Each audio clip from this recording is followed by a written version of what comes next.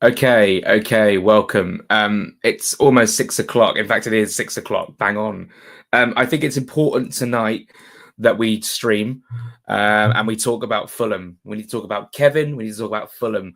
I think it's been another very interesting day in the Fulham space. Some good stuff, some not so good stuff, but I think that what's important is, and there's been a lot of reaction from what Alex Howe put out on BBC. I think it's really important we talk about that, and there needs to be a little more. There needs to be a little bit more clarity on the situation because people have taken that as gospel, which look, BBC are an incredibly reliable source when it comes to the way in which they report news. My mum used to work for the BBC. She told me that before BBC go live with any sort of story, they have to check it with two sources before going live. I think it's really important that we talk about what's been reported and does it actually match up to what else is going on. And I think that it's important to, yeah, like I say, just get a bit of clarity on the situation, because one person says one thing that's been put out by myself, because I think it's important that that gets publicized because it's in the public domain, because it's sort of hidden away on like an article where you're not necessarily going to see it, maybe unless someone posts it on Twitter, or I know I saw it posted somewhere else and I posted it on Twitter. But does that match up? Does that actually match up to what Fulham are doing in the market? And as of last night, it doesn't match up. Okay, so people can read it and react. I mean, there's some of the comments under that post are, yeah, pretty angry. I can understand, but essentially, on this Thursday evening at 6 o'clock, I don't necessarily think that what's been reported by the BBC stacks up, in my personal opinion, based off things I've heard, based off things, but I think that there is an element of truth to it in terms of the club are not going to buy 7 or 8 players, as is very, very obvious. We knew that weeks ago, but I think there's definitely a case to be made that they are going to do business, and people can't read that and go, well, that's that then, because last night at bloody 10:30 at night, it was reported by, I hate to say it, I don't like the way he operates, but he's probably one of the best in the game, that we have put a £30 million package together for a winger called Kevin. We need to talk about Kevin. Essentially, that is one of the highest bids we've ever put in on a player. So one person says one thing, I think the club say another in terms of their ambition, in terms of what they're trying to do. And there's been a lot of inevitable comments about, well, there's no ambition, blah, blah, blah, blah, blah. I don't see it that way. And to be fair, like Marco Silva, who spoke only last week, 8 days ago after the game against Al Ittihad, came out and basically said, we haven't done anything yet. And he implied that he was expecting business. So this whole thing about, let's get it up. I don't know why, but I bloody closed the tab. In fact, I've got it on Twitter. Let's just do that. I've got it here. I really, really, really think that it's been blown out of proportion. So let's read it. Those at the club are calm about the situation heading into the new season. Sources around the club have confidence in the team they have and believe they have enough depth in each position to keep them competitive. Is it a case of, let's put this out there and maybe we want people to relax a little bit when it comes to Fulham, and then we're going to go into the market? Perhaps. And then, you know what, I really should actually get it up on my laptop. I don't know why I actually got it away. Let's just quickly go on and get it up, because it is, I think it's really important. Okay, I've got it here now. However, those at the club are calm about the situation heading into the new season. Sources around the club, we've just said that. Fulham wanted to focus on keeping the current squad together and reject interest from their players. Okay, that's good. Which, according to sources, there have been inquiries for several. Of course, there has been. And it goes on to say they believe that in addition to signing up the youngsters and providing them with a pathway, Fulham are able to compete and achieve their goals. Again, agree with it to a certain extent with Josh King, but obviously Luke de Fugels has gone out on loan and Ridgen will be in the under-21s. It has not been ruled out that Fulham could do something in the market, but they are not looking to add to the wage bill unless they feel the potential player can add something to the squad. And again, that sort of quote can be taken completely out of context. And the reason I say that is, I was sort of like, when I posted the quotes and I saw the replies, I sort of wanted to like reply and say, well, this is why I think it's that. And I went, let's just do a live tonight and explain it here, and people can watch it back. If they want to watch it back, they can watch it back. Marco Silva has always said, when it comes to the January market, when he said we were going to be quiet, etc., he essentially said, we are going to add players who are going to improve our squad. And that would not have changed. That would not have changed. So the fact of the matter is, the reason now we're finally seeing Fulham at least bid for someone of the extent of 30 million euros, which will probably be, I reckon Fulham go in again, is because they believe that player will improve the squad. So they're not just going to buy players for the sake. It was literally like the comment from Sneds a few days ago, where it was like, we're not just going to buy players for the sake of, like, people just want signings for the sake of signings. It's an obvious thing to say, but I think it's taken out of context. It's been taken completely out of context as to what Marco Silva has said. For those who've just joined, I'm just going to repeat what I've said again. 8 days ago, Marco Silva basically said after the game against Al Ittihad, he was like, this is the time to make signings. So we're obviously actively trying to make signings. So this thing that's come out from the BBC, I think, is a quarter of maybe the truth. And that's just going off instincts plus things I've heard, plus it's obviously a worrying sort of, you take it at face value, and if you read and believe it, you're like, oh my God, I can see why it got the reaction it did, but I don't necessarily think it is the truth, the whole truth, and nothing but the truth. So yeah, let's talk about it some more. So please put some comments below and we'll have a conversation going. I know, 6 o'clock on a Thursday, I was actually going to go live at 7, but actually 6 is probably better for my schedule. That's okay. So yeah, we'll go till like 7. There's a game I'm going to watch tonight in League One, but that's not starting till 8. So I mean, technically, I've at least, as long as I eat before then, that's fine. Or I could eat while watching. Anyway, who cares? Let's go to the comments. Nelson not in the Arsenal squad yesterday. Is it close? He's not in the Arsenal squad, which is a good indication. But from anything, nothing that I've heard that indicates it's close. I do need to keep an eye on Twitter as well, because you never know what will happen in these next few hours. And this is the thing. Like, I'm seeing a lot of tweets from a lot of Fulham fans who are basically taking this as gospel. BBC are a good source, but I don't necessarily think that everything that's being said there is completely true. Santi Ayuna is saying we've had a bid rejected for Pepe, £30 million offer back. Is that what you're saying? Now then, I saw a tweet from Joe Sansom sent me. Let me just try and get it up. Here we go. Oh, it did say Fulham. Yeah. And Fulham went in for Pepe ages ago. So we've seen so Pepe's another example. Kevin, Romulo, we've all put bids in for lots of money. So there is money to spend. There is money to spend.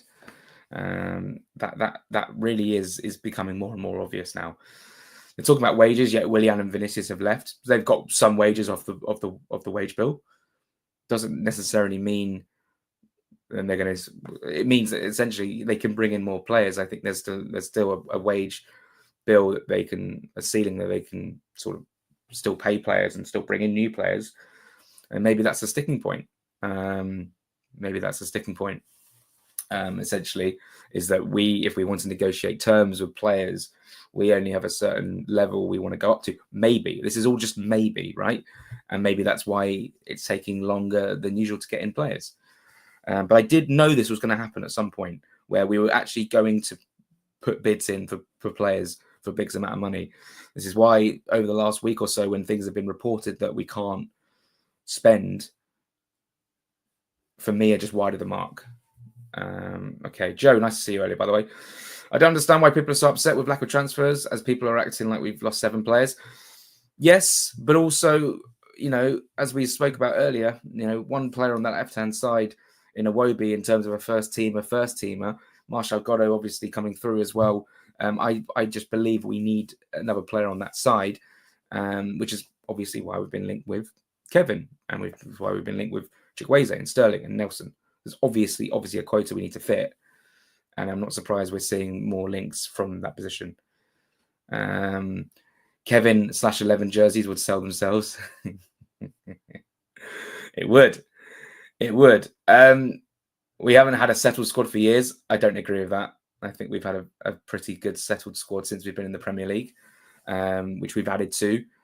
We've lost a few players, and then we've replaced them. We've done very, very well. I think that the squad's been in a really good place. The depth, especially in defence last season, and now we look at the midfield as well, I think it has been fantastic. Settled squad as in people can come and go, but at the moment, nobody's gone. So I would say it's settled. We essentially have every single player who was in pre-season, last pre-season, in this pre-season. That for me is a settled squad. We need to add to that though. Darkwing 009. I'm not concerned if I'm honest.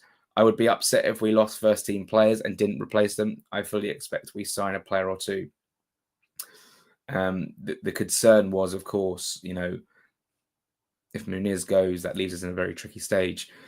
Leaves us in a very tricky spot. I don't necessarily think that's going to have any legs to it unless we're rumoured to bring in 2 strikers. But yeah, if we lose a couple of players before bringing them in, and that's not me saying we need to sell to buy, that's just out of wood. As literally it's said in the article, which I guess I'm saying is some is truth and some is probably not the truth. They have rejected approaches for our first team players because the aim is to keep the squad together, and so far we've done a terrific job of doing that. I think we're after quality players, so it's harder to sign with clubs who can offer European football. Definitely. I think that essentially you're going in for players who are going to be, as Joe Sanson keeps saying, needle movers. And it will probably, I've spoke about this and everyone spoke about this all summer. We can't stand still. I reckon by the end of the window, we're going to be saying we didn't stand still. We've got a couple of needle movers. I hope I'm right. Thing that scares me about Kevin is it Shakhtar Mudryk. Also, I'm thinking Solomon some bits. What are you like? What are you scared about? I don't understand that. Is it Shakhtar? What's that got to do with Mudryk? What's that got to do with Manuel Solomon? The fact they came from the same club. Any more on that phone call you got? No, not really. If I'm being brutally honest, it was something, but it hasn't really come to fruition or to a point where I can put anything out. And I'm still, yeah. It's a frustrating game. It's a really frustrating game. There's a lot of waiting. There's a lot of phone calls. There's a lot of inquiries. A lot of times I inquire and hear nothing back ever, and I have to go in again and again and again. It's a lot of prodding and knocking at the door. It's a frustrating. I love it to bits. It's a frustrating job, especially this time of year. But hopefully, 2 days until the Frankfurt game, one and then another week until the Brighton game, there'll be more football to talk about than sending out emails and trying to call people up. But yeah, if I had news that was tweetable, I will tweet it. I am no fan of Tony Khan, but it feels like our fan base is overreacting. There's been a level of head loss this week for sure. We have basically our whole team back from our record points total last year, a couple of quality additions, and we'll be strong again this year. Got to keep Muniz too. It's a very level-headed point. It's one that I've sort of tried to keep this whole summer. I think as I said earlier this week, the frustration on my part isn't necessarily about lack of activity. It's the slowness in the reporting of what's been going on. But actually, in the last couple of days, we are seeing, the fact we have put in a £30 million package offer for another player who looks decent. I wouldn't say I've never seen him play. I really haven't. But it's encouraging, and we're trying to get someone through. Obviously, Marco wanted players through for pre-season. I completely understand that, and that is a frustration. But that's now basically gone. We've got one more friendly, and then it's full steam to the Premier League. We've got to basically focus on that now. Thanks for all your comments. This is really helpful in putting the conversation and moving the conversation on. There's definitely something going on. Either Khan's ready to sell or Marco Silva not committing, etc. Don't agree with Marco Silva already wanting a small squad. We look knackered after Christmas every single year, and now an aging squad. It's a good point. It's a good point. There's obviously, the final year of the contract is going to be the biggest talking point of the season for me when it comes to press conferences. And, at the end of the window, when the window shuts, when all said and done, the key question is, if someone's brave enough to ask it, are you happy enough with the squad that you've got, with the window that you had, that you feel as if the club are committed behind you? And therefore, is that something that's going to motivate you to sign a new contract? If the answer is no, that's a tough one. And that's going to be a hard one to budge throughout the season. If the answer is yes, then there could be a contract conversation. I've got no idea the answer. I've never been more fascinated to hear what Marco Silva's got to say on Saturday. And obviously that's recency bias, but I'm absolutely fascinated to see what he's got to say, because I think he'll have a lot to say. It was great fun, though, where out of nowhere it was mentioned we had a bid rejected for a player we weren't even linked to. That's the fun of the window. And that is essentially what Joe Sansom said the other day. Essentially, he said that these are deals, these are tweets that basically say that we're on the verge of signing these players. This one was rejected, but it was fun. I'd had a few pints. I was on the tube, waiting for the tube at Stockwell. Thank God for Signal these days on the Northern Line. And there it came through. I was like, oh my God, it's pretty scenes. And it was nice to know that we have a bit of cash, which I believe was always the case, but it was nice to have that almost confirmed. How was seeing the green in real life? Looks as good as it does on pictures. Beautiful. In fact, even nicer in real life. I didn't buy one today, but my plan is to definitely cop one at some point. Maybe just waiting for that season ticket pack to come through and see if there's any discounts available. All we need to do is tie down Muniz to a new contract and sign 2-3 players, Nelson, Kevin, and an 8, and I think we'll have a phenomenal window. Will it be seen as a phenomenal window in terms of the timing of the deals? Maybe not, but in terms of if that's all we need to do, which I sort of agree with you, and maybe a left back just to have it covered, then I would agree, and that would actually stand us in incredibly good stead. But it does rest a lot on Rodrigo Muniz. It's all gone a little bit quiet at Atalanta in London. I don't know. Is he tempted by the move? I don't know. Am I trying to find it out? You bet your bottom dollar I am. What I mean by that is that we've sold our best players each season. Yeah, and if we don't this season, then I think that we have a settled squad. And I think that would be great. And even when we have sold our best players, we have replaced them and have gone well in the Premier League. So there's been maybe a period of unsettling times where we've lost Paulinho and Tosin and Reed and Mitrovic and others. But we've replaced them well. To give the club credit, when the chips have been down, we've done fairly okay in replacing them. And that actually sort of is, we'll put your stocks in Muniz, and it did come to fruition. That was when we lost Mitrovic. And I think we're in a good place. We were in a good place. A lot of unhappiness from the older fans about the retro Fulham badge. I don't even know if I'm going to even be bothered to talk about the arguments of the badge. Seems they were lied to about not having the rights to use it. I don't know the ins and outs and shakers all about this sort of thing, but essentially it's on the new shirt. That's the end of it, really. I think Kevin may be better and more British name for a Brazilian than Fred. I don't know what to add to that, but I appreciate the comment. Sneds, sorry I didn't see you at the store today. I was in and out in about half an hour. I literally thought, I wanted to chat to some fans, but there was only a few in there, and I didn't actually necessarily want to bother them at the same time. They were doing some bloody shopping. Unless we actually, it'd be better to do it on Saturday. There'll be fans there. Unless we lose some vital people, I don't think it's as deep as people are making out. Yes, we'd like to improve, but it's nowhere near what people are making out. People want signings for the sake of signings. We're here again. We're here again. And I could even add to the point I made the other day that it gets to the point where people are, and I wouldn't say I've done this, but I've been aware of people, Fulham fans who do it or have done it, tracking flights. you're tracking flights, and I think that is a new level of desperation for news. I've actually seen it so much. It's actually, you know what? I've seen it so many times this summer, and it's always Newcastle and Arsenal, Sunderland. Just really, okay, on paper, passionate fan bases, but it's a complete waste of time. It really is a complete waste of time. But yeah, we've had no flights to track so far, apart from Benjamin Lecomte. But yeah, I'm looking forward to the end of the window. I'll tell you that for a fact. You think Kevin interest is just to get Milan to give us a deal we want for Chukwueze? Maybe. I mean, I still think we might need two wingers, regardless of any outgoings, just to have a bit of depth on the left-hand side.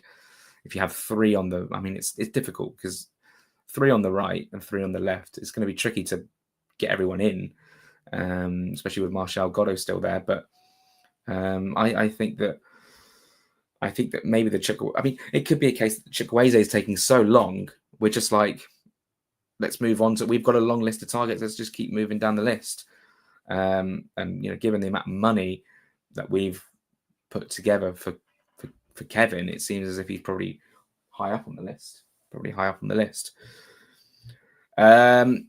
Were the Kevin links out of nowhere, or do you have any knowledge of it before it broke? I had no knowledge. I was out with friends having pints. I had absolutely no knowledge. In other words, is this proof of the club keeping their leaks to a minimum again? The club do a phenomenal job of keeping things under wraps. And I guess that's good because I like surprises. Imagine you think about the amount of time, and I've said it all the time, but the amount of Sesko tweets, the amount of Isaac tweets, the amount of tweets about bloody Chuba Akpom. How boring.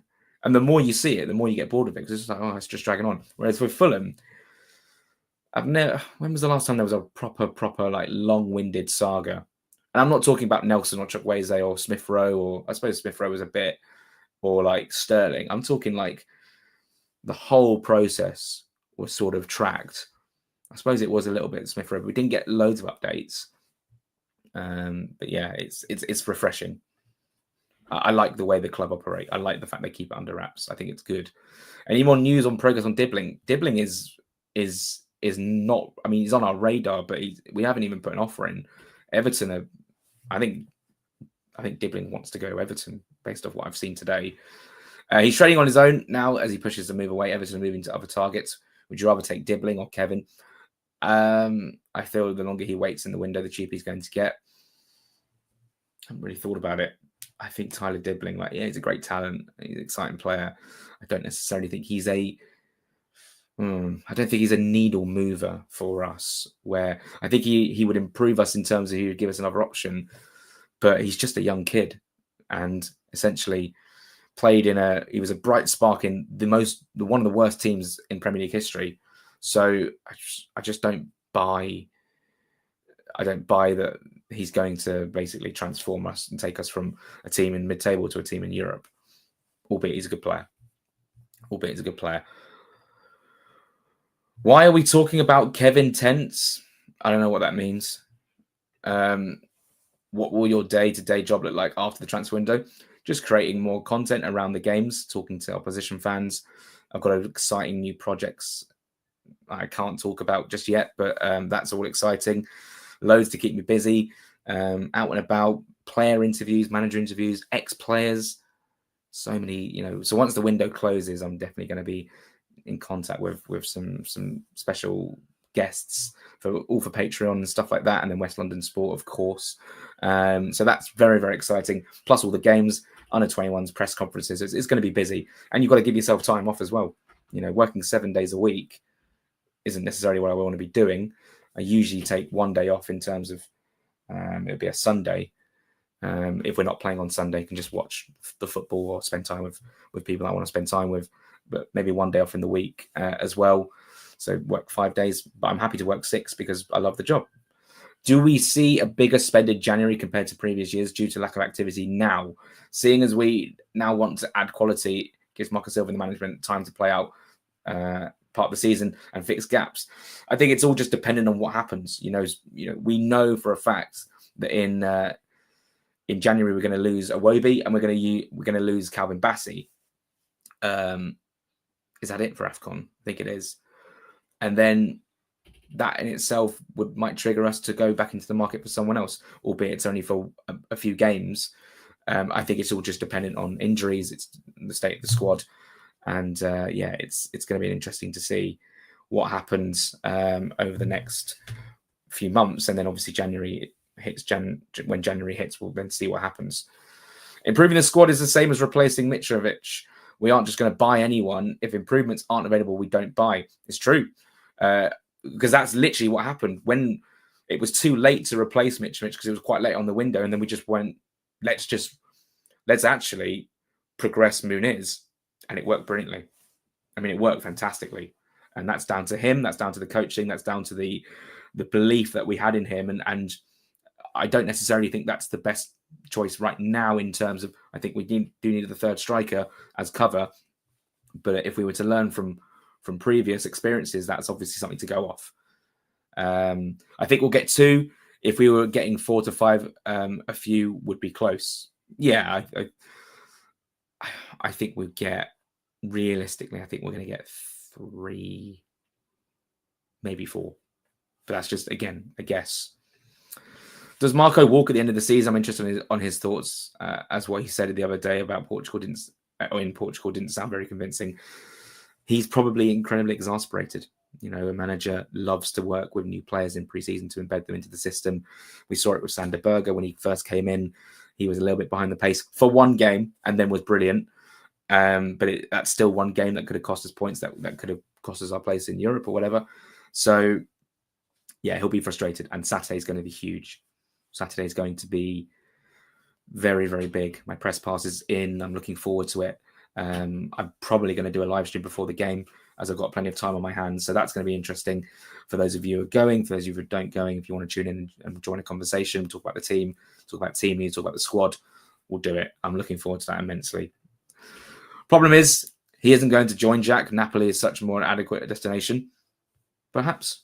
But, what the journalist who reported saying that he wasn't keen on the destination wasn't something that he was thinking about. Marco Silva gives him a ring, does a bit of his old sweet talking, and you never know. So don't rule it out just yet. Kevin isn't keen on the Fulham destination. Oh, yeah, we just talked about that, I suppose, yeah. Keep up the good work. Thank you very much. Do subscribe to the YouTube channel. It's obviously free. And subscribe to Patreon as well, because we are off to the moon with Patreon this season. I'll do all the links later. I will say the home shirt in the flesh is an utter stunner. It is. It's beautiful. Also, Josh King for Young Player of the Season, nomination incoming. Yeah, if he has a good season, I'd even say player. I mean, it'd be an incredible season for him to win Player of the Season. But if he does, he would have had a phenomenal season. And actually, do you want him winning Player of the Season in a Premier League team at the age of 18? With 3 years left in his contract, that will boost his value by so much. But I really hope that the 4 years he stays, I hope he's here for the majority of those 4 years and then beyond, obviously. Kevin, not keen on the Fulham destination, came from a source in Napoli, who are also looking at Kevin. It's just Napoli, I think, at this moment in time. I don't know if you've answered already, but do you think we'll go back in for Kevin? Yes, I think we will. Why do we leave it so late every friggin' window? So frustrating, Jack. It could be tactical. It could be because we're really going for something special. I mean, we could sit here and speculate all night, really. Essentially, it's just how we operate. And it's been like that under the Khans for many a year. So I'm not surprised. And yeah, there's level of where, again, and I'm saying it because it's basically happened this week. This week has been a real change in atmosphere among the fan base from just what I've seen on Twitter. It could be different on Facebook or wherever. But on a couple of platforms that I'm on and I look at, it's definitely the wind is changing. And I just wonder. So whoever's going to the Frankfurt game on Saturday, I wonder what the atmosphere is going to be like. So yeah, we'll move on. You worried about Jedi departure this window? Currently, no, not worried. But in fact, I'm even less worried at the moment because he's wouldn't say he's unfit, and I'm sure like since Portugal he's probably progressed in terms of his pre-season. But if he's not ready for Brighton, it'd be basically very interesting to see if he's in the squad on Saturday. I think that's probably the first thing I'll look out for is Robinson available, because otherwise he's played no pre-season. So a club who want to sign him with him having no pre-season, that's a genuine turn off, and obviously that's to our benefit long term in terms of for the season. Short term, obviously disappointing that we're not going to have him for the first 3 or 4 games, but that's obviously if. And look, and if he's not in the squad, one of my first questions will be, when do you think Jedi's going to be ready? And then we'll know. Would you be able to do a loan review with Dender FC Fan TV? I didn't know if there was a Dender FC Fan TV. If there is, send me the link and I will definitely do that, because I have Dender FC goal notifications on now just to check out Luke de Fuggerol's. I think that's important. Looking forward to seeing what he does. I can't wait to see if he gets in that World Cup squad. And if he does, I'll be watching Canada very, very closely. Incredibly exciting. Can't stay for the whole live. No worries, mate. I don't even know how long I'm going to go for. We've always had 900 people sort of drop by at least, which is fantastic. Just wanted to say thanks for all your work you do, Jack. It means a lot to Fulham fans like me who are located in the US. The updates and discussions are top-notch. Thank you so much, Brazy Benjamin. That means a lot. Keep subscribed to the YouTube channel because we've got loads of content. The thing about the YouTube channel is I'm not really sure whether to... I think I will make videos, as in like I could, because I've got editing and I can do all that. But I do like just using it for the live streams. Takes the pressure off a little bit. I'm not one of those got to make a thumbnail with my me doing like the screamo face and being like, you'll never guess what this. Like that is not my style. And if people say, well, that's how you get views, I don't care. I don't want to do that. So yeah, obviously Patreon is a huge priority for me with West London Sport. Got other stuff going on, so it's going to be hard to juggle everything. But YouTube lives, after a win or after a result, maybe the next day, could be a possibility. But thank you, Ben, for your support. I really do appreciate it. Fan fiction time. Mitro deal done hours before Muniz. Atalanta. I love Mitrovic, my favorite Fulham player, one of my favorite Fulham players of all time. Bring him in to replace Muniz. I suppose if you're saying we get Lookman as well, I see. Okay, that's an okay deal, but I just don't think Mitrovic would be up for the cup. I don't think he's going to be as good as he was when he was back at the club. I'm just sorry, you're going to check my phone quickly just in case I've missed anything pressing.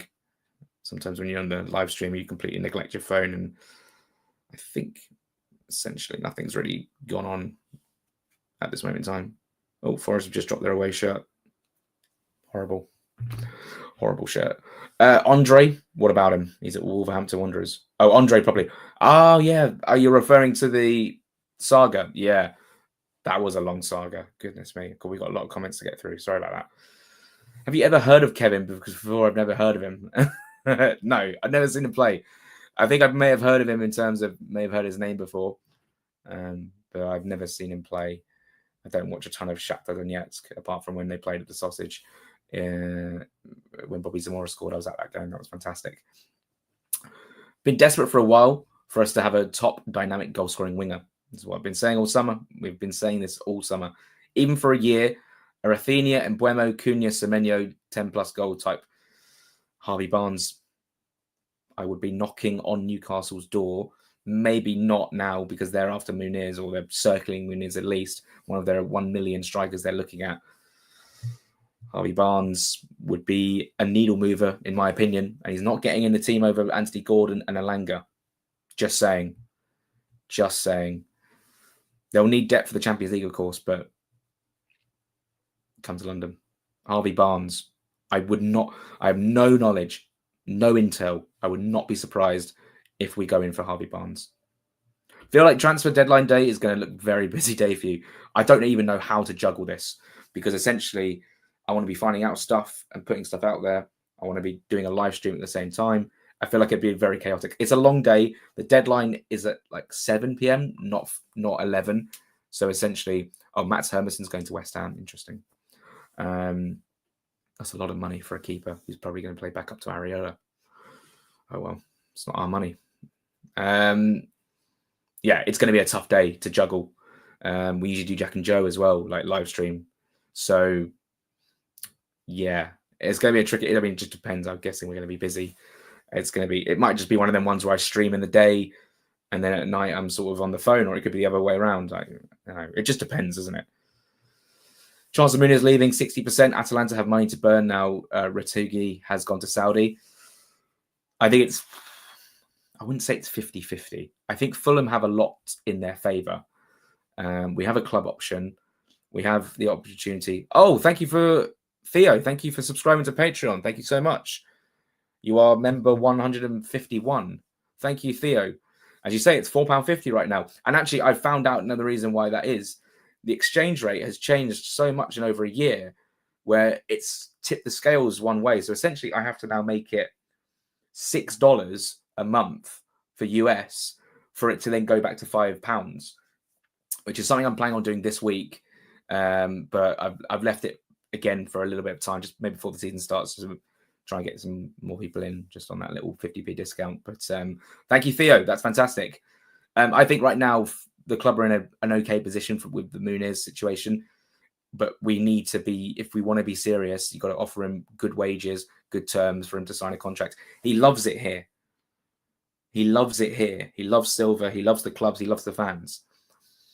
But his agent will love the deal, will love whatever deal works for his client the best, and he'll be in his ear. Agents are like that. It's a tough gig. Well, it's not a tough gig for the agent. It's a tough gig as a Fulham fan wanting your player to stay. 1,000 people have dropped by. Thank you so much. The big problem will be in 12 months' time with no Silva and our aging squad. Could be. We'll cross that bridge when we come to it. When is the Sutton game? It is Tuesday, the 12th of August at 7 o'clock, Gander Green Lane. I will be there no matter what. Looking forward to that. The journalist who said Kevin isn't interested is a Napoli fan.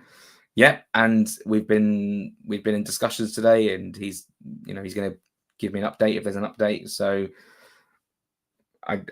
we'll just see. We will just see. Mouse task. Why do the people who don't believe any rumor about us signing a player believe the BBC that we don't want anyone? Good point. Almost like they just want something to moan about. Do we have a moany fan base? I'll let you guys answer that.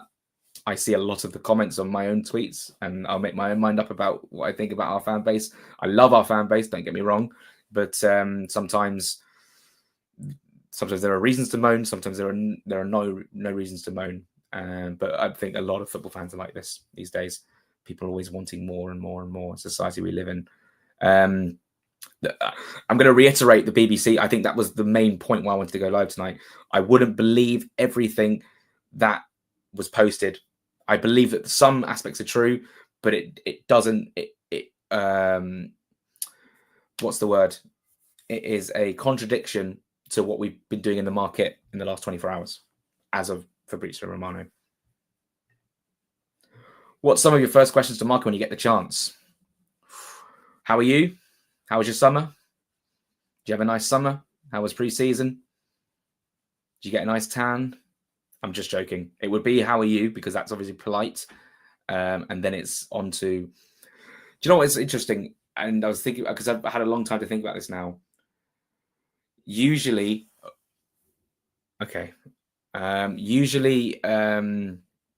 when you finish a Premier League game or a cup game, Marco Silva will go on a 2.5 minute monologue answer about how the game was, right? Which is great. I like it. I like the insight he gives. For pre-season, I hope he doesn't do that. So if I get the first question in, which I might not, I'm going to try and spin it and say, that was a good run out, a competitive game. Are you happy with what you saw out there in terms of minutes, in terms of fitness, blah, blah, blah, so that he doesn't go too deep on the game and we don't lose 2.5 minutes of the time we have with him. Then we can get onto the questions where everyone wants to know transfers, etc., etc. We'll see what happens.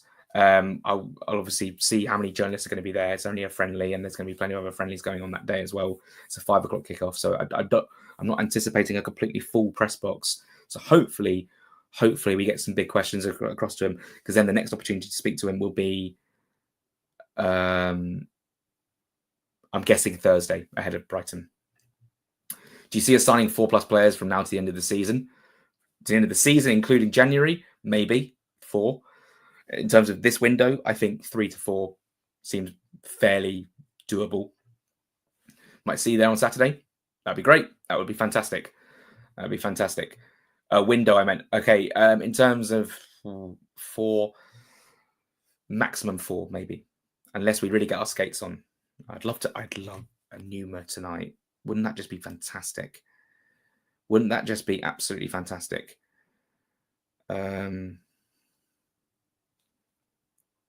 Thank you, Theo, for subscribing. That was really kind. So thank you for that. Is Raul Jimenez guaranteed to start first few Premier League matches?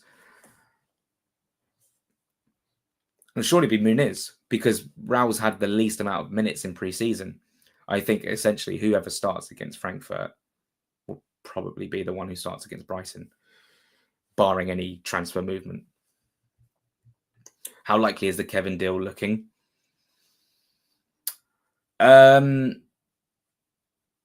It depends. I think we've got more money we can offer.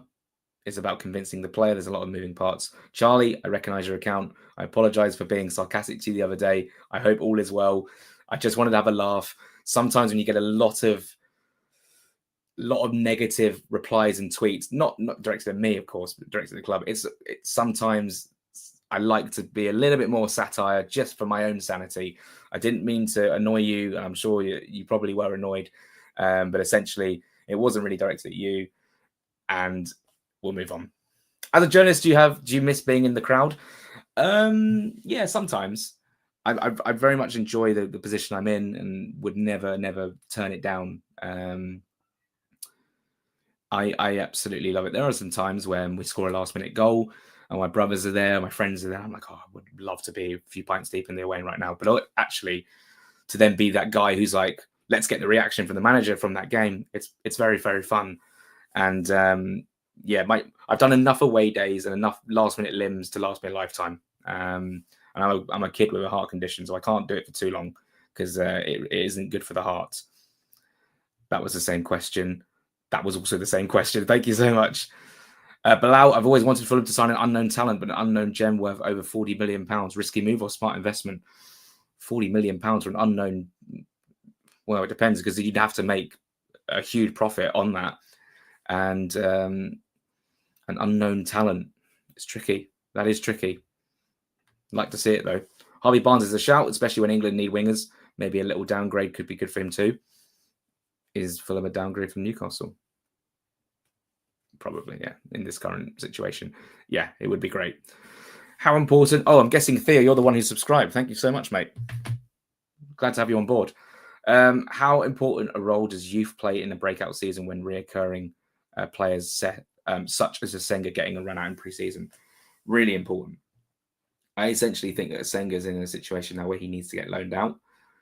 He needs minutes because he's been around the first team for 2 summers now and has an idea of men's football. Has been brilliant for the under-21s. Last season was phenomenal, and we will miss him in the 21s if he's not around. But I really think he needs to get a loan move, and then we can start talking about him coming through as the new left back with Anthony Robinson. Really important, and I'm very excited about Asenga. But if Asenga stays put, I've heard that essentially through the grapevine that Marco's been very impressed with John Asenga. Does that mean we sign a new left back? Maybe not. This is again all pure speculation. No, sorry. That is sort of speculation as to, will we buy a left back? But from what I hear, Marco Silva's been very impressed, and he sort of had to play Asenga because of Robinson's situation.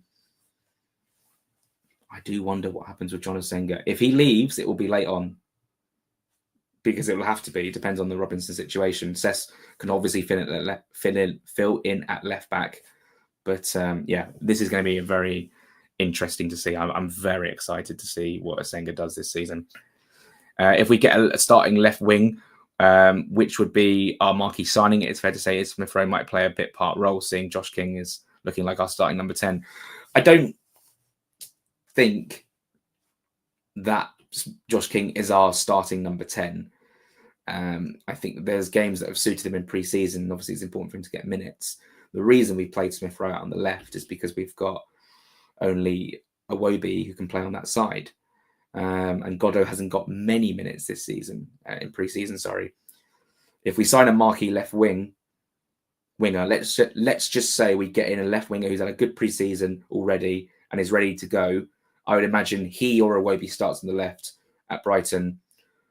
I did say the other day I think that Josh King could start as number 10, but I think in the manager's mind, given just you want a little bit more experience there for the first game, Smith Rowe would play as a number 10, and then either Pereira or King would come off the bench, and then have Harry Wilson on the right-hand side. I think Harry Wilson is the first name on the team sheet right now. Do you think Smith Rowe is going to start well this year? My hot take is, and I'll probably say it on the Fulhamish podcast next week, my hot take is Smith Rowe, 10 goals, 10 assists this season. You're too kind, Jack, but we love you. Wait, you're too kind, Jack, but we love you. That's like 2 compliments in one? Thank you very much. I'll take that. Mouse task is back. Weirdly, we need Rao to have a bit of a fall off to make the Muniz situation easier. I don't necessarily. Okay, I'll read the whole comment. But he's still in such amazing form. It raises questions from the start. Muniz hasn't impressed in pre-season. No, Muniz hasn't impressed in pre-season, but because he's the most important asset we've got at the club right now, or one of.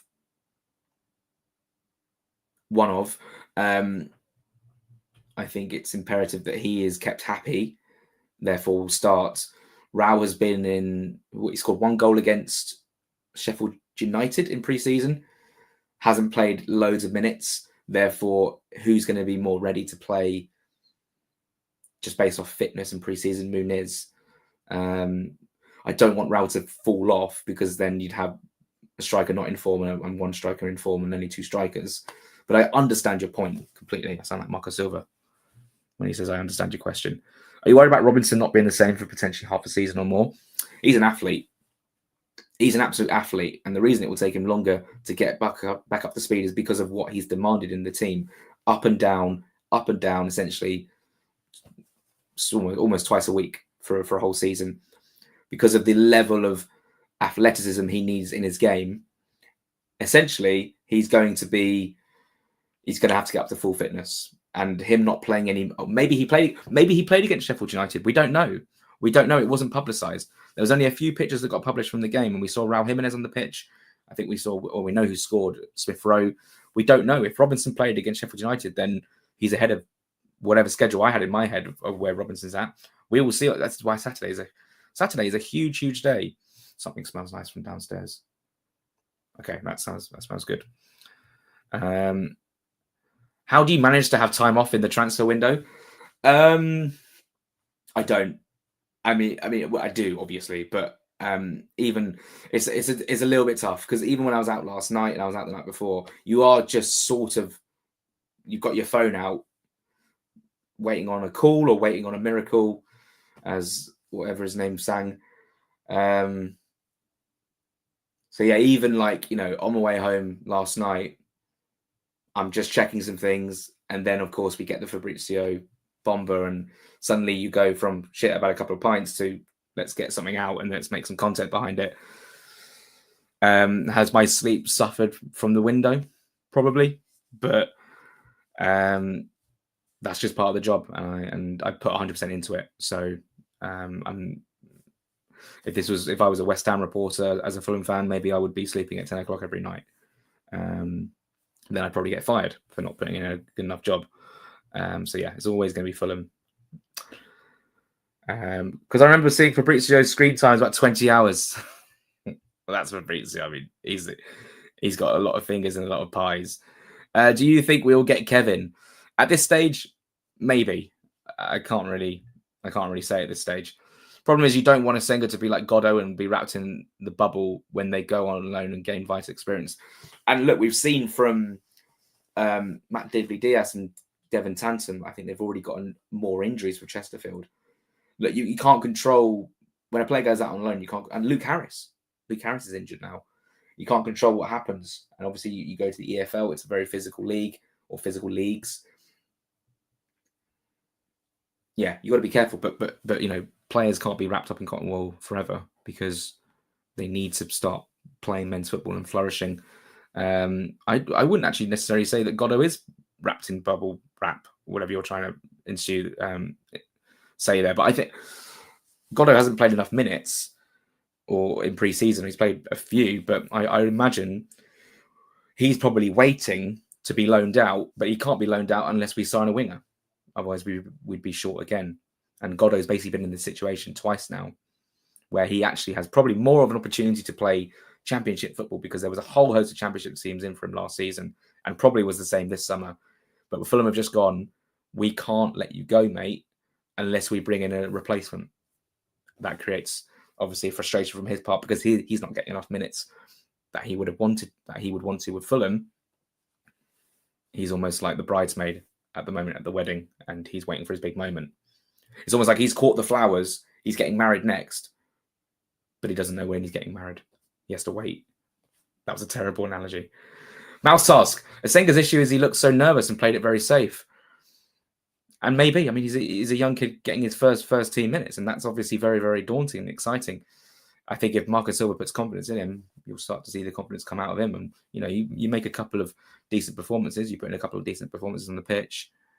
And then we'll see. We'll see. And then what was I even saying? And then, we'll see if his confidence grows from there. Andros Townsend was there for the taking. Another mistake. Oh, is that Sussex Whites? He's obviously not being serious. Reading your comments on JK earlier. Could Kingy be our 8 that we want? It's a lot of responsibility. It's a lot of running. I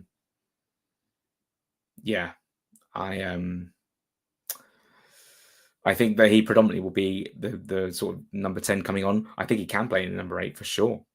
But there's a lot of running, a lot of responsibility. Not that I don't think he can do it, but it's very, very in Premier League. If you're not at it, which I think he would be, but if you're not at it, it's very evident. Then again, I think he would be, because I think he's fantastic. It's just a lot of responsibility. As Reece Nelson, it's true, because he's not on the squad. He's not in the squad for where they play Villarreal yesterday, and you're probably thinking, well, if he's not in the squad, he's either injured, which I don't think he is. Someone would have said, or he's not in the plans. I mean, I can't believe I'm saying this. I genuinely feel like we're going to get a Nelson update in the next 24 hours. But I have said that, like you say, for weeks.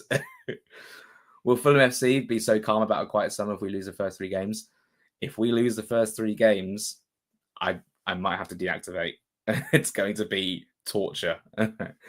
Smith Rowe 20 goals, assists. So I think he'll get 10 goals, 10 assists. So essentially 20 goals and assists. I think he needs it. Also, like I said earlier, could England be on his mind? And England's on my mind, and Harry Kane's on my mind, and he's England's number 9. Obviously, it won't be starting 11, but how many do they take again? Oh, I see, for the World Cup squad. Smith Rowe would have to do, and like if Smith Rowe got 10 goals, 10 assists, and Fulham were like fairly doing well in the Premier League, would he be on? I still don't think it'd be enough, just because of the competition. You're competing with Bellingham, Foden. Who else? It'd just be so tough. It'd be so tough for him. Like Jacob Ramsey coming through now, Gibbs White. Depending on their seasons, of course, there's always going to be an opportunity for him, especially in qualifiers and friendlies and stuff. But to make it to the World Cup, I would be astounded. However, football's a funny game, and I want him to do it. Obviously, that'd be great. Must have been really bad source, obviously, but I've seen in May that we agreed to deal with Joe Willock. Do not get me started on Joe Willock. Heard nothing since. It was a big lie. NUFC Will. I will see you at the gates of hell. Look, I bet he's a nice guy, but there's a lot to be said about a guy who claims to be ITK, but has his comments off in everything he tweets. It came out the day after the Man City game. Heard nothing since, and I messaged him. We were having a discussion about it. He gave me an information that I thought was interesting, but I thought obviously I'm not going to go with it. I don't know this guy. He's not and I've followed him the whole summer, and his reputation is, like I say, if you're putting the comments off, that in itself it answers his own question. Is this Sussex Whites? Do you feel like we're heading the same way as we did under Martignol in terms of players? See, I sort of asked Joe Sanson this the other day. We'll see. That's a question to ask at the end of the window. As it stands, I can understand why you've said that. What I would say is that Marcus Silva is 10 times the manager than Martignol was for Fulham. But I can see why you've asked that. It's an interesting one. That's why I asked Joe it the other day. I think it's a very interesting point of discussion. Guys, so many comments. Thank you so much. I'm so behind, but I suppose it's good. What's the time, Mr. Wolf? I suppose I'm about 5 minutes behind on comments. So thank you so much. Thank you, Oliver, for reposting the stream. Look, we've had almost 1,400 people like at least tune in. I don't even know how many people are watching live right now, but these streams have been so fun. Actually, there was a point in the summer I was like, oh shit, I said I was going to stream like every couple of days. There's nothing to talk about. Now there's finally some stuff to talk about. We're having fun here. Yalki Madison hasn't been mentioned much. I'm hoping that he's a standout performer this season. I'm expecting him to up his game. I think that when he got injured and came back, he wasn't quite the player he was for Fulham at the beginning of the season. I think there's a couple of nervy moments in a couple of preseason games for sure, especially against Al Ittihad. But him and Bassi have got a very good partnership now. I just think he lost a bit of confidence. I think he scored an own goal against Palace, had a couple of pretty poor games.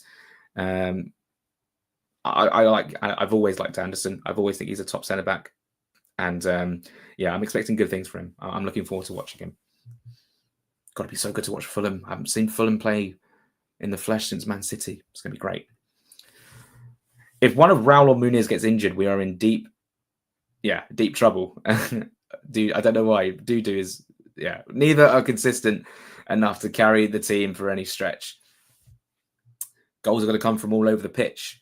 What was so good about the promotion season? Goals came from all over the pitch. What was so good about the Jukanovic season, the promotion season? Goals came from over the pitch. And goals do come all over the pitch from Fulham. I mean, last season, Iwobi got goals and Smith Rowe got a few and Wilson got a few. But yeah, we need to just continue that trend and probably to a better scale. Jack, please explain to people that we need a third striker.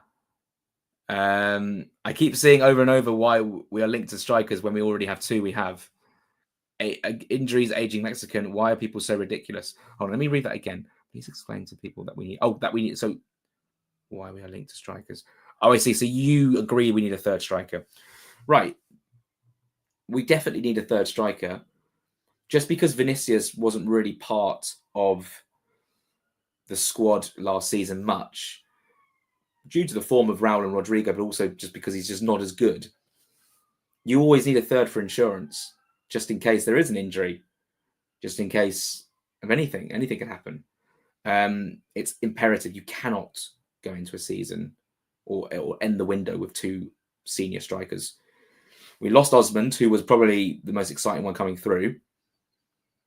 Who else we got? Lapilo B, who is just not. He was playing, he's a good striker, and I think he'll have a good future. But he was playing at Dagenham for Dagenham Redbridge in National League last season. The back end of last season. Ollie Sanderson, who's still here.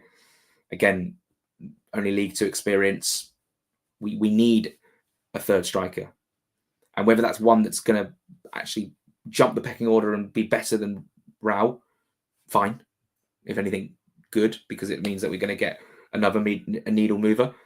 If it's one that's going to jump everyone and go above Rodrigo, tough, risky because of Rodrigo's situation.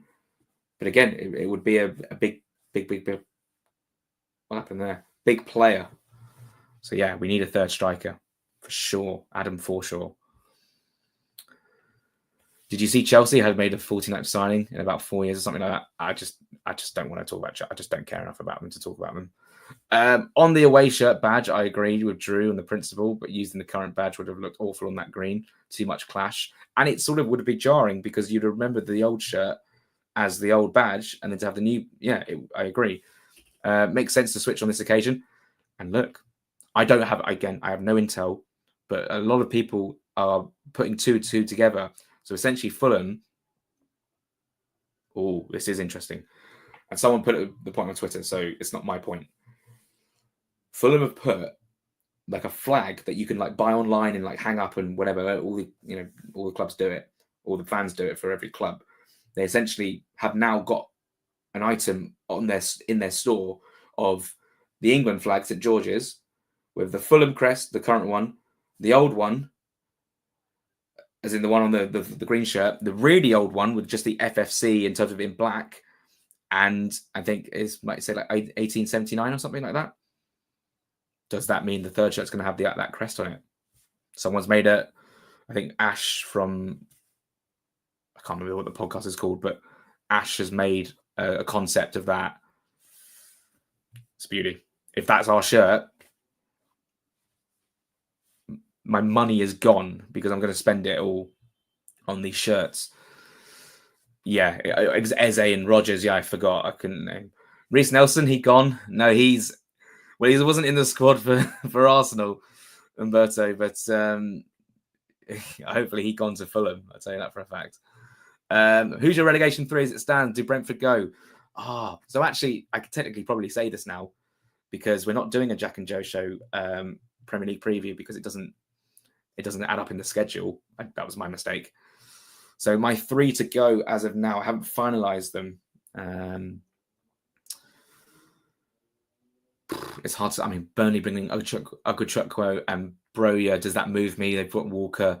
I don't rate the manager. I don't rate the manager at all in terms of a Premier League environment.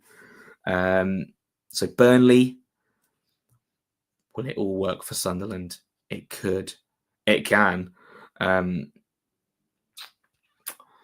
Do you know what? I haven't thought about relegation for a while. Brentford, yes. Third one, I think. Maybe Leeds. I know all summer I've said Brentford, Sunderland, Burnley. I'm still toying with it. I'm still not really sure. So many similarities between Emma Smith Rowe and Anderson in terms of flashes of brilliance, but not consistently playing the potential last season, likely due to confidence being diminished after injury. Yeah, I mean, but both players had poor spells when it came to injuries, after injuries or blighted by injuries. Smith Rowe, there was a point where he was too lightweight, and now I think he might have bulked up a bit. I think we're going to see better Smith Rowe. I think you make a good point there, Ben. Ivanovic from Millwall for a third striker. Yeah, we've had this conversation many times. Spurs are 3-0 down to Bayern Munich. Paulini is probably thinking, why on earth am I here? Should have gone to Fulham. Ivanovic from Millwall for first striker. I've banged this drum for a while. I think that as much as I would like it, we just need someone with a bit more experience. Or maybe not. Maybe not. Really, really think that we will regret selling Stanfield in the next few years.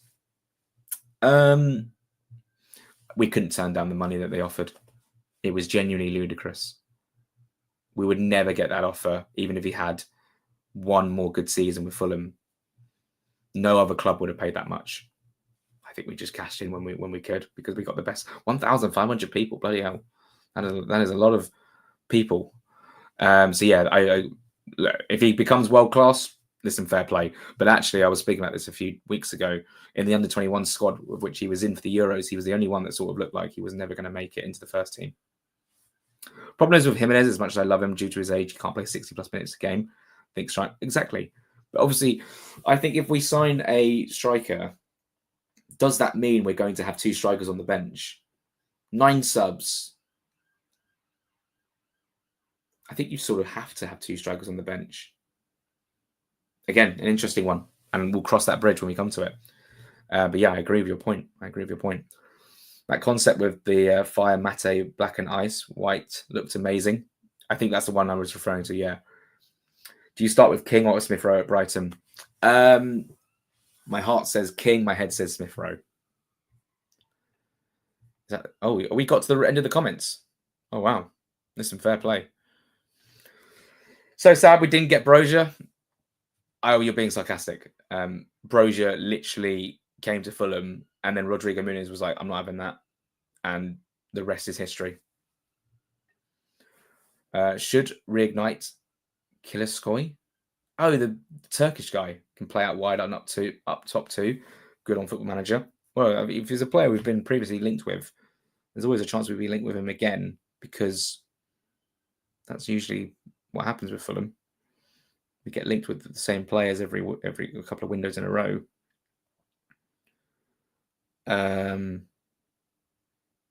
Okay, sorry. Okay, right, we've gone for an hour. That was more than I anticipated tonight. We've reached the end of the comments for now. I'm happy to stay on for a bit longer because the game doesn't start till 8. So I'm just going to reiterate what I said earlier about the BBC report. I tweeted it. It was not my words. Obviously, it was from Alex. It's Alex's piece. I wouldn't take it as gospel. I wouldn't read that and go, well, that's it then, and make up your own. Like, I genuinely would believe some bits and not some others. I think it's going to be very telling if we get the opportunity, if we get the right questions in, what Marco Silva says on Saturday, and I'll be covering all bases because he'll speak with radio and he'll probably speak with, well, I'll probably do radio and so he'll probably speak. So everything that he says in one interview, I'll look for the other interview, and then, all those quotes will be available.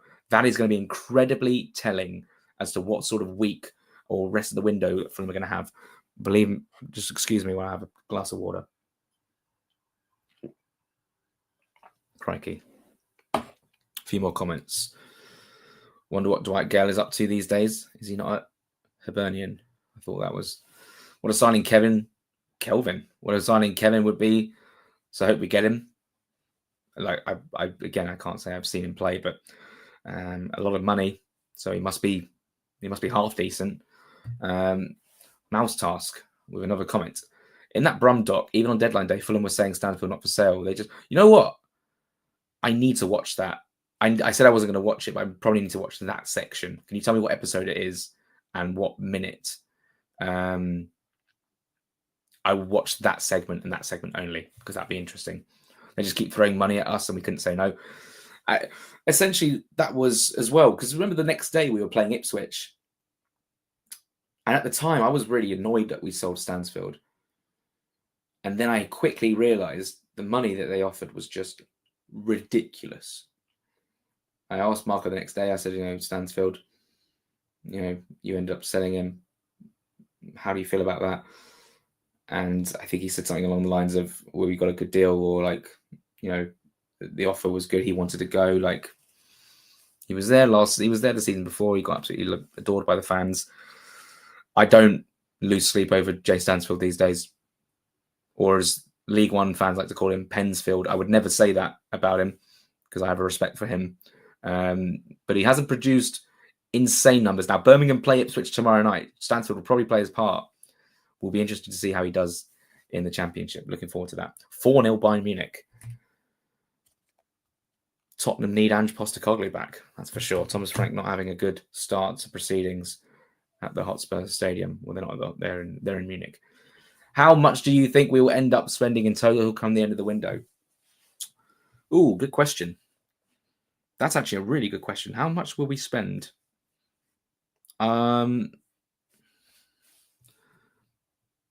50? No. If we 70, but that's if.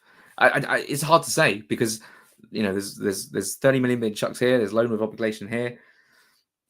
Could be anything. Could be 100. You never know. You just never know. You just never know. How late do you expect a decision on Wilson to be made on his contract? I think they're already talking, so I don't necessarily think it will be that late. I'd imagine throughout the season, at some point, we're going to get one. Or if they agree, I think they will agree. I think they will. But of course, another example of your agent will be trying to get the best deal for you. We of course know he's going to be for the season in terms of he's under contract for 1 year. And I think he's reaching peak years. I think that essentially we've got to tie him down to a contract, a long-term contract. The BBC article is a negotiation tactic. Don't panic. I want to understand the motivation to putting that out.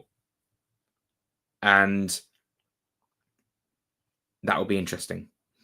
Again, like I say, the person, well, no, not like I say, it's a new point to this.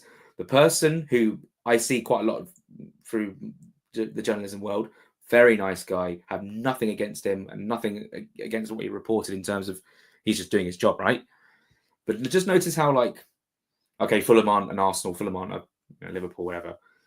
But he didn't tweet it himself. He didn't necessarily put it out on his, pages and reach a wider audience. Essentially, someone's gone digging and found that, and it was very much hidden away. It wasn't on the front page of BBC Sport. It wasn't like breaking news. This is happening. It was just hidden away on just basically a Fulham sort of. I think like every club has like a little ticker in terms of like new news that comes through. Like I say, hidden away, and it was punchy.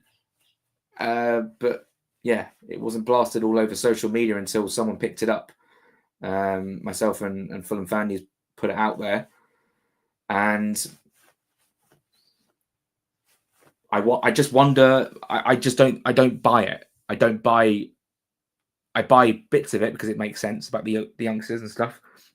I don't buy all of it. Have we still got a business relationship with Shakhtar after the whole Solomon situation? It's a tough one, isn't it? I don't think they were necessarily too happy with what we did. Are you on Callum Chambers' watch for tonight's game? I can't believe he's playing in League One now. Is he on this? Is he starting 11? Someone just said that their shirt arrived in the mail. The detail is incredible. It is. It's insane. It's fantastic, if anything. Okay, now hold on. Get fan expectations on the floor, so we're satisfied with Willian on deadline day.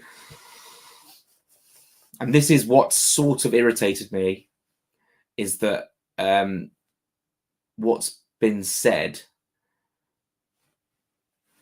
has obviously ticked off fans, rightly so, in terms of their opinion about what we should be doing in the window.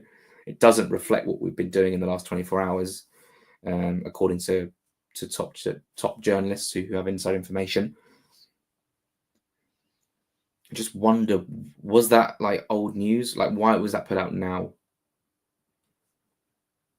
Interesting. I find the whole thing very, very interesting. Who do you think Marco's number one target is? Ooh. I mean, on paper, you have to say Reece Nelson, but surely there'd be someone else as well. Maybe Romulo. Romulo might have been the top target. I guess we'll never know. You can't really ask him that, can you? Am I missing out on something? I haven't heard about this stuff. What stuff? I'm guessing the BBC stuff. If you want to see it, just go on my X account, and is it the latest thing I tweeted? Probably is. Oh, we need a Numa tonight. We need something. We need a little bit more Kevin news. We need to talk about Kevin. Yeah, I'm fully ready for something to drop if something drops. Have you heard of any of the youth lads going out on loan and where they might be going?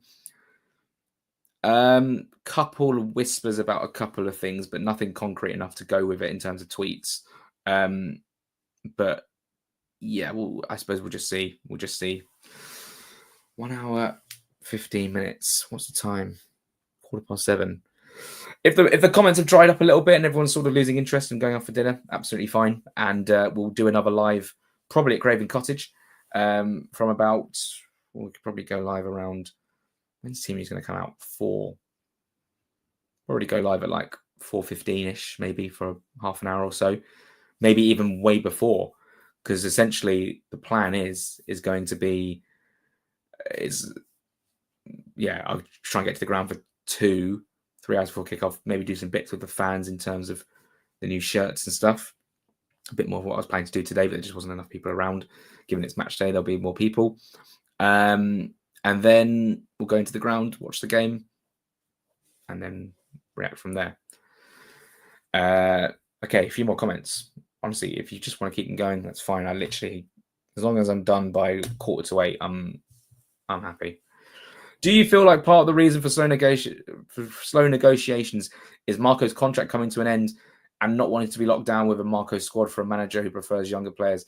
So, yeah, I see this argument a lot now, like about well, if Marco's not committing, why would the board commit to buying players and spending a lot of money if Marco's not going to be in next season? And then Marco complains. So it's like this chicken and egg situation, which like creates this like chaos, if anything.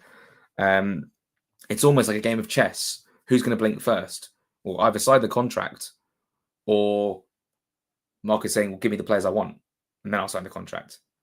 Yeah, but how do we know you're going to be in next season? I think I said this the other day, but like it really is like chicken and egg. It's like a game of. I just said it. I don't know. I don't need to say it again, but yeah, it's a really interesting situation. Uh, let's have a look. Some more comments. He's captaining. Oh, that's Callum Chambers. Okay, I will be watching with intent. Obviously, not the season, not this season, but what's one rumor you've heard that really excited you but never blossomed, or are you not allowed to say? No, I think I could say like in terms of like when I was before I was doing this.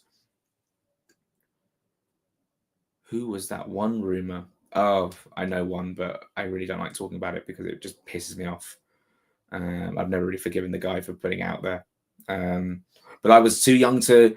I was a young boy. Probably I was. How old was I? 18, and I believed it. Jota from Brentford. Not that I ever like wanted him, but the thought of signing him from Brentford literally sent my head into oblivion, and I thought it was the funniest thing in the world.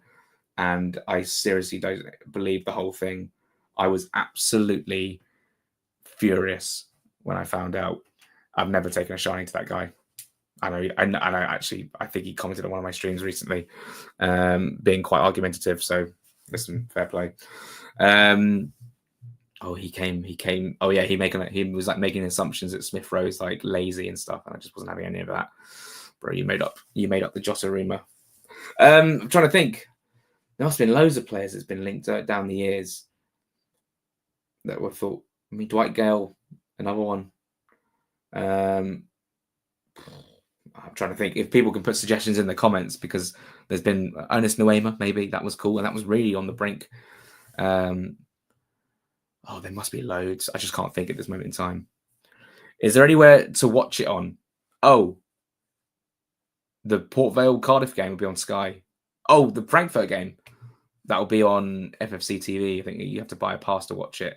If not, go to the cottage and watch it. If you can go to the cottage. If Harrison Reed stays, he will play backup. How does Mario? I'm guessing Marco. How does Marco get the best out of him, given that he hasn't looked good when he doesn't play regularly? I think he was unlucky with injuries at the end of the last season. He hasn't totally looked amazing when he's come on the pitch, like you say. I just don't think that. I think that a new preseason with minutes in the tank, he could be a new sort of player. I think his time at Fulham may have sort of. I think there is an option to move him on, but because there's no movement of incomings, we can't press that forward at this moment in time. But yeah, Harrison Reed's a very interesting one. Oh, we've got loads of more comments. What's for dinner? I ain't got Scooby Doo. In fact, last I heard, according to my source, my dad, he said, "Do your own thing." And I was like, "Fine." Good evening, big sexy man. Still don't know who this guy is, but I'm glad he's enjoying the streams. Shirky and Kilowski. Oh yeah, Shirky. I mean, that's a good shout. That was only last summer. Oh, they rejected a bid from us, didn't they? Or no, did they accept it and he didn't want to go? Something like that. Do you remember that Gerard Piqué rumor? That was so funny. Oh my God, that was in 2018 when we got promoted to the Premier League. There was also a rumor about Milinkovic Savic back in 2020.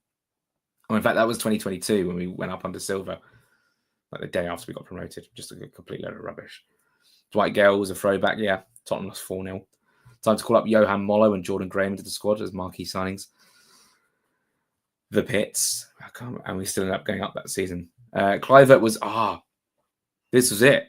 There was a game early on in the season. I think it might have been the Brighton Hove Albion game where we beat them 2-1 under Marco Silva in the Premier League. Got home from the game, and it was like, we're signing Kluivert. Or it might have been that was the night we found out we weren't signing Kluivert. But yeah, that was another one. And obviously he's been fantastic for Bournemouth. The PK thing was crazy when it was around. Where did that come from? And why did it get so many legs? It's changed very much now where even back in the day, that was 7 years ago. It's very, very easy to tell which are bullshitters now and which are not. Those who bullshit and those who don't. Shirky was, now Shirky's at Man City, isn't he? Wish I could get to the cottage from Australia. Oh, I didn't know. Okay, Jack, thank you so much for tuning in. 4:17 a.m. Why are you not asleep? I suppose the window has been incredibly exciting. That is, sometimes you can't get a moment's rest. So much going on. Kevin is injured. Who says that? I haven't seen that, but I suppose it could be correct. They accepted his ego, wouldn't budge. As a fifth string midfielder, I'm content with Reedy. But if we get one or two injuries, I would be worrying. Yeah, and like that's why we're on the brink of being like we're a couple of injuries away from being quite short in a lot of positions. So yeah, we've got to be careful. Got my hopes up there, lol. Is he on a big wage? Who are you talking about? Sorry, Goddo enjoyer. I definitely enjoy Marshall Goddo. I swear it was the Clivert's work permit, or am I wrong here? Yeah, that was what slowed it down. That was what, yeah, Justin Clivert. Does anyone remember the string along we had with, oh my God, Diego Roland? That was a saga. I'll tell you a story about the Diego Roland stuff. So this was in what year was it? 2020, 2019. 2019. It was under Parker, wasn't it? It was a striker. I was working at Wimbledon Champs, the tennis, and I'd found out through my boss, who was a Fulham fan, as in my boss at Wimbledon, that Roland was at Wimbledon, and I was like, oh my God, that means he's going to go to Fulham. And from the reporting, oh my God, that was actually one of the worst sagas ever. It was so painful. There was reports that he was at Motspur Park, reports that he'd been shown around the training ground. It was obviously years and years ago, before I was even in the journalism game, and I was absolutely hooked by the Roland. It was at the season we ended up signing Rui Font. It might have been that season, actually. In fact, it sounds more like it was. I remember that was the pre-season we played Chelsea and lost like 8-2. Crazy days. Crazy days. We want to see more of Cuenca, and Marco said we will. With the competition with Bassi, how do you think he'll actually play out? I think we've got the opportunity to play a 5 at the back system like we did last season. Bassi's obviously going to be away at AFCON. That's basically guarantees Cuenca more minutes. Cuenca's 1 year better, 1 year more experienced. The Carabao Cup, we'll definitely see him in that. And then, he played at Liverpool at Anfield and was brilliant. There's no reason as to why he can't play more minutes. And Bassi, who plays a lot of minutes and will need rest from time to time, we've got a great backup. So I definitely believe that the Cuenca, who might start against Frankfurt, might start against Brighton, will be involved a lot more. Might remembering wrong, but it wasn't Griezmann at one point linked and we got flipping much. Yeah, that was like before I used to that was before the transfers got really sort of like, yeah, that was like old days. It was a small link to Griezmann before we obviously knew he was the player that he went on to be. Could Sunderland or Leeds try for Mitro? They could. They very much could. And yeah, I think if he wants to come back to the Premier League, I think all options are open for him. Is Reed on a bigger wage? Could see that also being a reason to move on if that's the case. Not sure. Not really sure how much these players are paid, to be fair. Griezmann was another one. There we go. Do you ever go on Friends of Fulham? There's an ITK on there who's never got anything right for years, but we still treat him like a god. Very funny. I am aware of... Yes, I'm aware of what goes on there. That would not go down well with Newcastle, if Sunderland... Mitch went into Sunderland. Yeah, Newcastle... I think they're sort of the gods of football, don't they? We should have gone for Victor Reis. I can't remember who that is. How many games will Iwobi and Bassi miss? I think it's 5, including FA Cup. It might be 6, including FA Cup, January. I mean, I could check the fixture list, but it's all subject to change as well, so there's probably no point in doing that. Rui Font, Molo, Graham, Rafa Suarez. Can't remember Rafa Suarez. But then we signed Mitro in one season, and it was in January, of course, just shows TK scouting system before. Marco was extremely hit and miss, and the faith we showed we should have in Marco for the areas we need to. I think that, from my opinion, the scouting system has got better under Tony Khan, for sure, because a lot of those signings, albeit Marco would have chimed in, have been Tony Khan signings, and they have been very, very good. So I think it's got better. And we were very lucky to have basically got Salisi Kanovic got Mitro in on deadline day when his move to Anderlecht broke down, and it's the reason we got promoted. That was such a sliding doors moment. Incredible, absolutely incredible. I genuinely need to deep how incredible that was. We were like January, where were we? We were like 13th or 12th in the championship. We'd improved slightly from that defeat to Sunderland. It was still then deadline day. It was just after we'd beaten Borough. So I think maybe we were going up into like the 10th and the 9th. But even we were nowhere near, we were near playoffs, but we were nowhere near the team we were in the back end of the season. And it literally took for an insane stroke of luck to get Mitrovic through the line. And he changed our fortunes.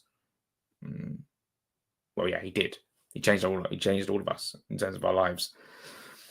The Palmeiras centre-back we wanted went to City and now has gone on loan to Spain. I wasn't actually aware of that interest, but this is fair play. Still think about Kakanich. Used to love that guy when I was a kid, purely based on the name and vibes alone. And then he obviously came back. We're in the championship, and that was insane. Let me just have a glass of water. We've been live for a long time, haven't we? Can't believe there's still people watching. Cannot believe there's still people watching. I feel like like Tony Khan's scouting system was ahead of everyone else at one point, but hasn't been executed properly. In terms of the way they approached it with data and, was it called Moneyball? It was quite old school. And obviously loads of clubs across the whole world, England and abroad, use that system now. And I don't know whether it's been tinkered with in terms of Fulham, but it definitely has had a positive effect in the last few years, for sure. Who's your top 3 Fulham players of all time? In my era of supporting the club,